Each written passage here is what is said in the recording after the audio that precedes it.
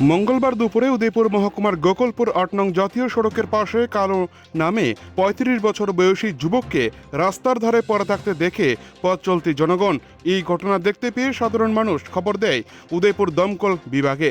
দমকল কর্মীরা ঘটনার খবর পেয়ে দ্রুত ঘটনাস্থলে ছুটে আসেন। উদ্ধার করা হয় আহত অবস্থায় ৩৫ বছর যুবকটি। পরে দ্রুত টেপানিয়া জেলা হাসপাতালে নিয়ে আসা হয় চিকিৎসা করানোর জন্য। পরে চিকিৎসকরা দ্রুততার সহিত আহত যুবকটিকে চিকিৎসা করানোর জন্য ইমার্জেন্সি বিভাগে নিয়ে যায়। শুরু হয় তৎপরতার সাথে চিকিৎসা পরিষেবা। কিন্তু কেন ছেলেটি রাস্তার ধারে এইভাবে মাটিতে শুয়েছিল সেই বিষয়ে কিছুই বলতে পারছে না দমকল বিভাগের কর্মীরা।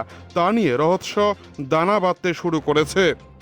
উদয়পুর থেকে নিজস্ব প্রতিনিধির রিপোর্ট, টিভি 100 বাংলা।